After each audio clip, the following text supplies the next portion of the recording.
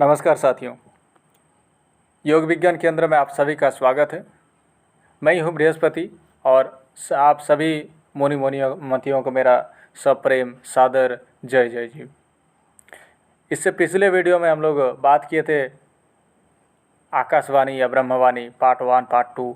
आप सभी लोगों ने बहुत ही अच्छे तरीके से इस चीज़ को देखा, रेस्पॉन्स किए, समझे और समझने का प्रयास किए। काफ़ी सारे मैसेज इसमें कमेंट भी आए थे। तो मैं चाहता हूँ कि इस चीज़ को भी आगे कंटिन्यू करें और इसका तो कंटिन्यू करना ही, क्योंकि नेक्स्ट अध्याय है।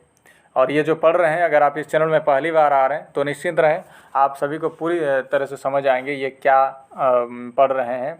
एक्चुअली ये जो महर्षि पतंजलि के जो योग दर्शन शास्त्र है उनकी हिंदी भाष्य ये लिखा गया है मुनीश्वर शिव मुनि जी के द्वारा, जो अखिल भूमंडलीय सर्वशिरोमणि मुनि समाज के संस्थापक है शिव मुनि जी, उनके द्वारा लिखा गया है। और उन्हीं के पुस्तक है समाधिपाद। योग दर्शन शास्त्र के जो प्रथम भाग है समाधिपाद के अध्याय, आज हम लोग इस अध्याय को आज हम लोग पढ़ने वाले हैं, योग में प्रणव का महत्व।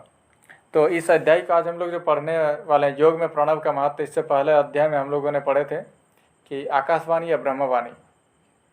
ठीक है, तो चलिए बिना देरी की आज इस चीज़ को भी जान लेते हैं, समझ लेते हैं योग में प्रणव का क्या महत्व है, योग क्या है। इससे पहले आपने अगर वीडियो को नहीं देखें तो पूरी तरह देख लीजिए, काफ़ी सारी जानकारी मिल जाएंगे। प्लेलिस्ट में जाके देख सकते हैं, चेक कर सकते हैं। ठीक है, तो चलिए इसको अध्ययन करते हैं बिना देरी किए। योग में प्रणव का क्या महत्व है। प्रणव अर्थात आप सभी को बता दूं प्रणव क्या है। प्रणव मतलब ओम उच्चारण जो करते हैं, ओम उच्चारण यही एक ऐसा चीज़ है जो गुरु के द्वारा सिखाया जाता है। बाकी सारे चीज़ें आपको कोई भी सिखा सकता है, लेकिन ये आपको असल जो वास्तविक गुरु है वही आपको बता सकता है, क्योंकि यही उस स्वर्ग का द्वार बोला जा सकता है प्रणव को ही। चलिए आगे क्या कहते हैं इस बारे में हमारे शिव मुनि जी, इसको जान लेते हैं, पढ़ते हैं, समझते हैं और समझने का प्रयास करते हैं जो कुछ भी इन्होंने लिखा है, और देखते हैं आगे इस चीज़ को किस प्रकार से हमें विश्लेषण किया गया है। ओम, ओम इस अक्षर को प्रणव कहते हैं। कहने सुनने के सभी इस अक्षर से परिचित है, पर इसके उच्चारण की विधि किसी को मालूम नहीं है। केवल सच्चा योगी ही कहीं लाखों करोड़ों में एक जानता है, क्योंकि जब तक कोई सच्चा योगेश्वर और मुनीश्वर इसे न बतलावे तब तक कोई उसका उच्चारण करना न सीख सकता है और न जान सकता है। यानी तस्य वाचक प्रणव, तस्य वाचक प्रणव, इस मंत्रों को बतलाने वाला, उच्चारण करने वाला, सिखलाने वाला वही योगी और मुनीश्वर हो सकता है, जो योग द्वारा ईश्वर पद को प्राप्त हो चुका है या ईश्वर को हो चुका है। मतलब समझ रहे हैं आप। ऐसे ही योगी गुरुपद को प्राप्त हो सकते हैं। ऐसे ही सद्गुरुओं ने पहले के लोगों को सच्चे आत्मज्ञान और प्रणव का उपदेश दिया था, आज भी दे रहे हैं, और पूर्व से भी पुरुषों के गुरु थे। ऐसे एक या दो सद्गुरु हर काल में रहते हैं, पर काल या जमाने का कोई प्रभाव नहीं रहता, किंतु वही काल या जमाने पर अपना प्रभाव रखते हैं।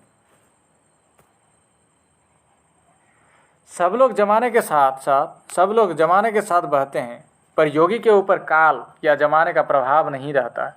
इसी से योग दर्शन शास्त्र में कहा गया है स ऐसा पूर्वे सामपि गुरु कालेना न वच्यतात। यानी ऐसे ही ईश्वर पद को प्राप्त पुरुष या योगेश्वर और मुनीश्वर पहले वालों के भी गुरु है, जो सदा और सर्वदा काल से उपदेश देने का काम करते आए हैं और सर्वदा बने रहते हैं।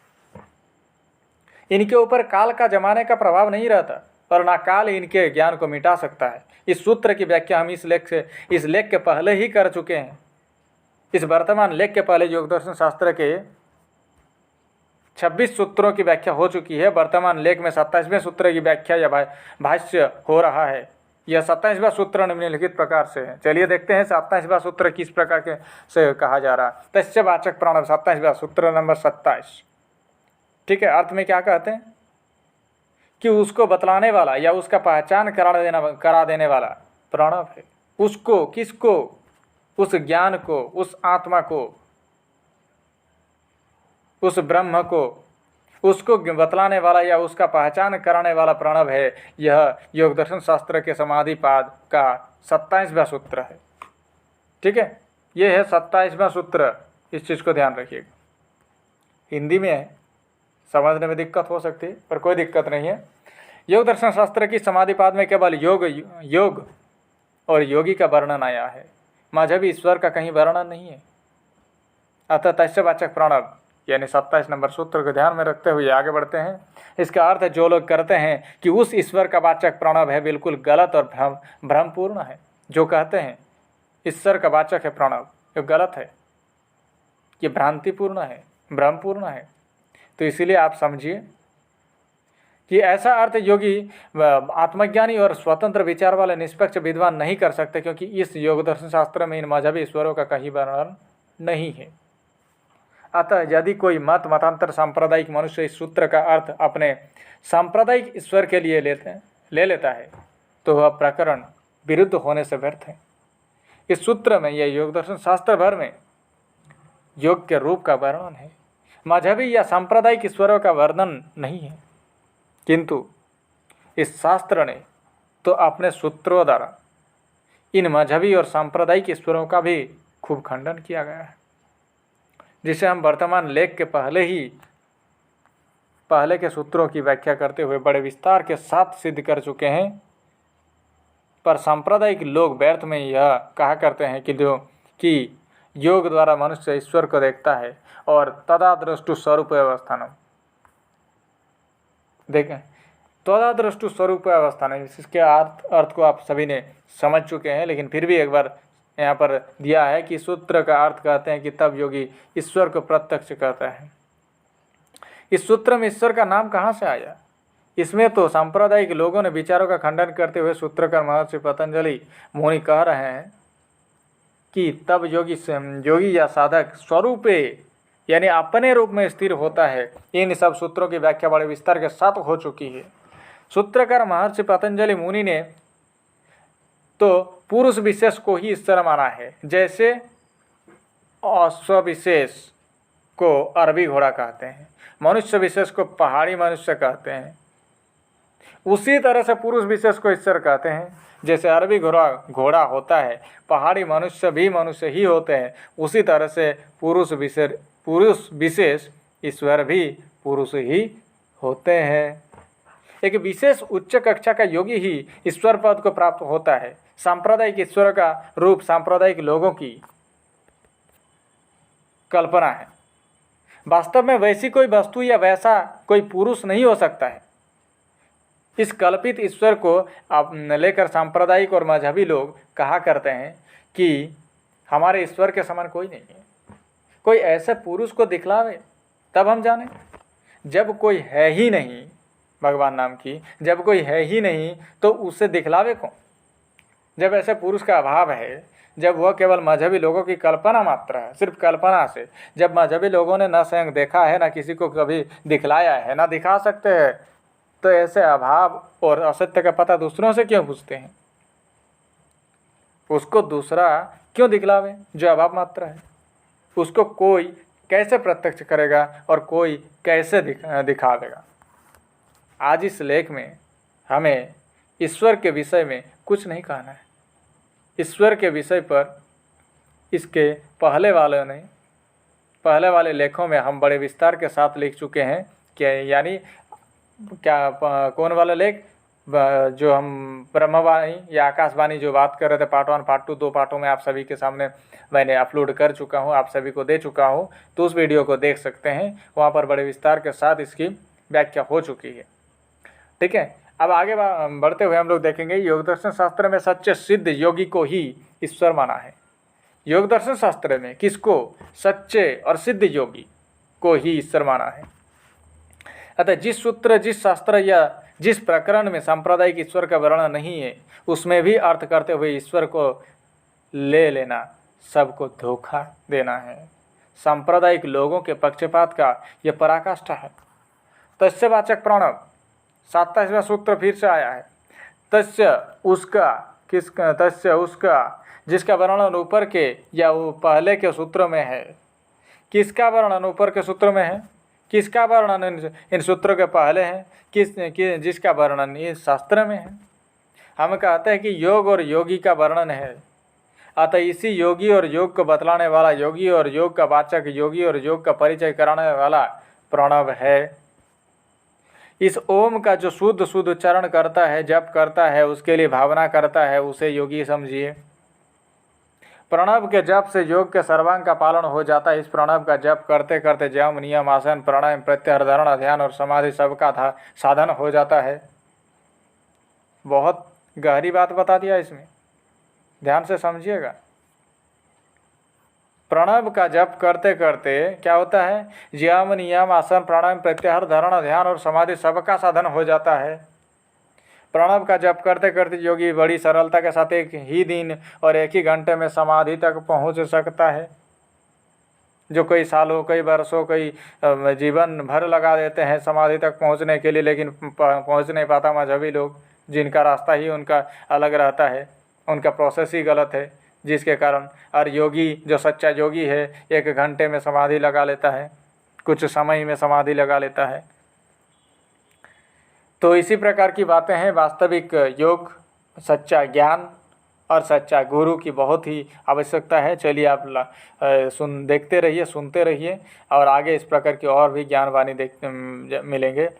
ठीक है, आगे बढ़ते हैं। प्रणव का जप करते करते योगी बड़ी सरलता के साथ एक ही दिन और एक ही घंटे में समाधि तक पहुंच सकता है। संसार भर में कोई ऐसा शब्द किसी भाषा में नहीं है जिसके उच्चारण मात्र से योग के सर्वांग का पालन हो जाए। समझ रहे हैं ना? संसार भर में ऐसा कोई शब्द नहीं और किसी भाषा में नहीं है जिसके उच्चारण मात्र से योग के सर्वांग का पालन हो जाए। सिर्फ एक ही भाषा है जो है ओम। इसी से, ठीक है, इसी से इस शब्द को शब्दों का राजा और मंत्रों का राजा कहा गया है। शब्दों का राजा और मंत्रों का राजा, यह महामंत्र है। आर्यों या हिंदुओं के करीब करीब सारे पुराण, सारे शास्त्र, सारे उपनिषद और सारे वेद और संसार के सारे योग शास्त्र इस प्रणव की महिमा से भरे हुए हैं। प्रणव के उच्चारण से प्रणव के उच्चारण से शरीरस्थ रोगाणु यानी जर्म्स मर जाते हैं। आपके अंदर जो आपको हानिकारक, आपके अंदर जो वायरस होते हैं, रोगाणु, विषाणु, जर्म्स, जो जिसको हम लोग बोलते हैं अंग्रेजी में, ये सारी जो आपके शरीर के लिए हानिकारक जो रोगाणु है, विषाणु है, बीजाणु है, ये सारे जो मर जाते हैं प्रणव के उच्चारण से। तो सोचिए प्रणव का उच्चारण किस प्रकार आपको करना चाहिए। प्रणव के उच्चारण से शरीर के अणु अणु जागृत, सतर्क और सचेतन हो जाते हैं। प्रणव का कुछ देर तक उच्चारण करने से जो आनंद आता है, उस शांति सुख की समानता संसार का कोई सुख नहीं कर सकता। प्रणव का उच्चारण करने से कंठ और शरीर के दूसरे अंग भी स्वच्छ हो जाते हैं। यही कारण है कि गाने वाले पहले आ करते हैं, ऐसे करते हैं ना।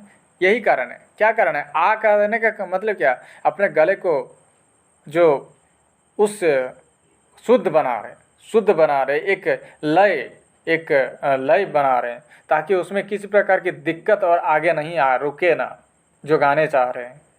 ता करते हैं, उसका मतलब यही है गाने वाले। वेदों के सब छंदों के पहले प्रणव आया है। बिना पहले प्रणव का उच्चारण किए हिंदू धर्म का कोई कृत्य नहीं होता, पर इसका शुद्ध उच्चारण करना ही बहुत कठिन है। बिना गुरु के बतलाए कोई इसका शुद्ध उच्चारण नहीं कर सकता।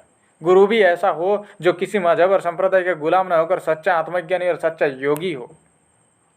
हमारे पास जब लोग इसका उच्चारण सीखने या प्रणव मंत्र को ग्रहण करने आते हैं, तो हम यह भी सिद्ध कर देते हैं कि अब तक जैसे आप उच्चारण करते थे, वह क्यों और किस कारण से और किन युक्ति तथा प्रमाण के अनुसार अशुद्ध था। यही एक मंत्र है, यही एक शब्द है जिसके लिए गुरु की आवश्यकता है। राम भी एक शब्द है जिसके लिए गुरु की आवश्यकता नहीं, क्योंकि जिसे अक्षर का ज्ञान है वह इस राम शब्द का रेम, ओम, रेम, रोम, रीम या रीम ना पढ़ सकता, न कह सकता है। जब कहेगा तब राम कहेगा। विशेषकर विशेषकर नागरी लिपि में लिखे हुए राम, यानी देवनागरी की बात हो रही है, विशेषकर नागरी लिपि में लिखे हुए राम, शिव और कृष्ण आदि शब्दों का उच्चारण कैसे हो, इसके लिए गुरु की आवश्यकता नहीं है। पर प्रणव का उच्चारण बिना गुरु के बतलाए असंभव है। हमने मुनि समाज के करीब करीब तमाम मुनिवरों को इसका शुद्ध उच्चारण जप करने का प्रकार बतला दिया है। मुनि समाज के सदस्य होकर आप किसी भी मुनिवर से इस प्रणव मंत्र की भी दीक्षा ले सकते हैं। अच्छा तो यही होगा कि आप हमसे ही महामंत्र की दीक्षा लें, परंतु हम आपसे माफ़ी चाहेंगे क्योंकि ये शिव मुनि जी अभी हमारे नहीं रहे, इन्होंने अपनी शरीर को त्याग कर चुके हैं। अभी बोला जाए तो सूक्ष्म शरीर में है, स्थूल शरीर त्याग कर चुके हैं। ठीक है, अच्छा। और तो अभी आप किसी भी अपने नज़दीकी मुनिवर या मुनिराज से आप अपनी दीक्षा ग्रहण कर सकते हैं। अगर आप किसी को अगर इस प्रकार की मुनि बनना है तो आप अपनी कमेंट बॉक्स में ज़रूर बताएंगे बिल्कुल, वहाँ से आप और अपनी एड्रेस भी बताएंगे ताकि हम आपको संपर्क कर सकें आपसे और आपको जानकारी दे सकें। यदि आप हमारे पास नहीं पहुँच, यहाँ पर और भी लिखा है, यदि आप हमारे पास नहीं पहुँच सकते और न हमें अपने पास तक बुला सकते हैं तो ऐसी सूरत में हमसे पूछिए कि आपके शहर में कौन ऐसा मुनि या मुनिवर है जो इस महामंत्र की दीक्षा दे सकता है। आर्य समाज और दूसरे संप्रदायों के लोग भी हमारे बताए हुए उच्चारण को भी सही नहीं मानेंगे। हम माफ़ी चाहेंगे। क्या कहते हैं कि आर्य समाज और दूसरे संप्रदायों के लोग भी हमारे बताए हुए उच्चारण को ही सही मानेंगे क्योंकि हमारे पास उसका अकाट्य प्रमाण है, अकाट्य प्रमाण है। आर्य समाज या हिंदी किसी समाज का या संप्रदाय का उपदेशक और पंडित इसका सही उच्चारण जानता है। इसका हमारे पास प्रबल और अकाट्य प्रमाण है। प्राणायाम के समय प्रणव का जप नहीं किया जाता, किंतु प्रणव का जप करने से आपसे आप प्राणायाम हो जाता है। इसी तरह से प्रणव का जप करते समय प्रत्याहार, धारणा, ध्यान और समाधि और यम नियम आदि सब हो जाते हैं। इसी प्रणव के जप का नाम मंत्र योग भी है। गीता में इसी प्रणव की महिमा लिखी हुई है। राम और कृष्ण आदि नामों के जप की महिमा गीता में भी कहीं नहीं है। राम और कृष्ण आदि नामों के जप की महिमा गीता में भी नहीं है। देखिए क्या बात कह दिया, समझ गया ना।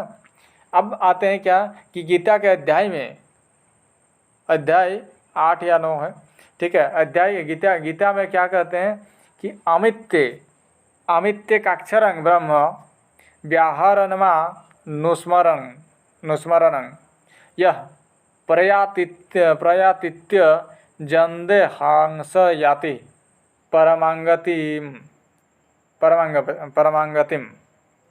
ठीक है, ये हुआ श्लोक। इसका अर्थ क्या हम कहते हैं कि श्री कृष्ण ने प्रणव का जप करते हुए अपनी आत्मा का स्मरण करने के लिए स्पष्ट लिख दिया है।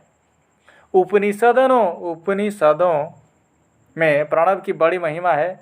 प्रणव के जप का स्वाद जिससे एक बार मिल जाएगा वह स्वयं इसे नहीं छोड़ सकता। प्रणव का जप करने से आप स्वयं थोड़े ही दिनों में इसके लाभों से परिचित हो जाएंगे। प्रणव मंत्र से आप किसी दूसरे पर चढ़ते हुए बिच्छी और सर्पादि के विष को भी उतार सकते हैं। देख रहे हैं ना, आप कितना बड़ा ओझा बन गए, परंतु नहीं, इसको ध्यान से सुन लिए और इसको समझने का कोशिश करिए, नहीं तो सिर्फ ओझा बन जाएंगे, तो अंत में ओझा अपना ही बोझा बन जाएगा। प्रणव द्वारा अभिमंत्रित जल अनेक रोगों को क्षण मात्र में दूर कर सकता है, पर जैसे प्रणव के जप से योग के सब अंगों का पालन हो जाता है, उसी तरह से बिना योग के सब अंगों का साधन किए प्रणव का ठीक साधन नहीं हो सकता। इसे स्मरण रखिए कि प्रणव की जो कुछ महिमा है वह आत्मज्ञान और योग के कारण है। योग और आत्मज्ञान की महिमा प्रणव के कारण नहीं। अतः योग और आत्मज्ञान का पद प्रणव से भी ऊंचा है। योग और आत्मज्ञान का पद प्रणव से भी बहुत ऊंचा है। आशा करता हूँ आप सभी को यह जानकारी, यह वीडियो, ये लेख, शिव मुनि जी का ये लेख और हमारा ये शब्द जो हम आप सभी के सामने कुछ उच्चारण के माध्यम से कुछ नाम आपके सामने जो उपस्थित करा रहे हैं, जानकारी अच्छी लगी हो तो आप हमारे इस चैनल को लाइक, शेयर एंड सब्सक्राइब जरूर करें, ताकि सभी व्यक्तियों के पास इस प्रकार की ज्ञान पहुँचे। और वर्तमान समय पे इस प्रकार की ज्ञान आप सभी के पास होना अनिवार्य है, क्योंकि इस प्रकार के ज्ञान के बिना हम वर्तमान समाज को सुधार नहीं सकते। तो आशा करता हूँ आप इस अगर चीज़ को समझ गए होंगे तो चैनल को ज़रूर सब्सक्राइब कर दीजिए, और मिलते हैं नेक्स्ट वीडियो में। तब तक के लिए आप सभी को पुनः एक बार सप्रेम जय जी, नमस्कार, धन्यवाद।